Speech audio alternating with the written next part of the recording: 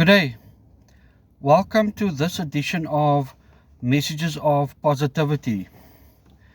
So, I firstly just want to say a quick thank you to everyone who has watched my videos and continue to watch it, and also for the positive feedback. So, thank you very much for that. So, today I'd like to address the question, where is God? So, many people believe that God is invisible. Most people do not actually know where God is. So, in God's domain, or the primary domain, is at a spiritual level. So one of the ways that we can actually have access to God is to connect with our own spirit.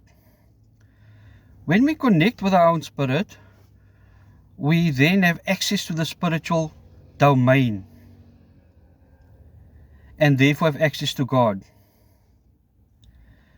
So when we do one of our many practices, so there are quite a number of things we can do to connect with our own spirit, such as meditation, religious practices. There's countless things people can do to connect with their spirit. Like also, when you disconnect with your ego, you connect with your spirit, and then you connect with God. So many people actually don't have access to God because they don't access or connect to their own spirit. So I don't normally use biblical references in these messages because I don't want to exclude anyone from benefiting from this. But there's a story in the Bible that that's quite relevant. So this man invited Jesus over for supper, and as the evening approached, a beggar knocked on the door, and then the man chased the beggar away. A few minutes later, a second beggar knocked on the door, and the man once again chased the second beggar away. And a few minutes later, again a beggar knocked on the door, and for the third time the man chased the beggar away. And a bit later, Jesus himself knocked on the door, and the man asked him, like, where have you been? Why have you taken so long to arrive? And then Jesus said that he arrived 3 times and the man chased him away. So the thing is, God is all around us. He's everywhere. And but it's up to us to find him and see him. So God can be in everything, but the first thing we need to do is find God in ourselves.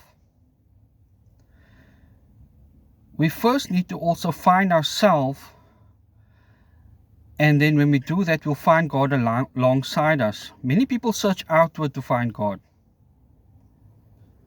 but we need to search inward. When we find God in ourselves, then we'll be able to find God in the world. Anyone can be God. A stranger in the street, a beggar begging by your car, absolutely anyone. God can reveal himself to you in any shape or form. The sun, moon and stars, our oceans, nature, can all be God. But we need to earn the right to have God reveal himself to us. God will show up at any moment, in any shape and form. We need to be ready and awake. And we will be tested before we are allowed to experience God. And the test is all to ensure that we are awake and ready. So we need to continuously be awake, because God can show up at any point in time in our lives. And it takes for us to firstly find God in ourselves before we can find God out there in the world. So I invite you, if you are searching for God, if you want to find out where exactly God is, search inside yourself first. And when you do that, then you will find God in many, many places. Thank you for watching. Have a wonderful day. Bye.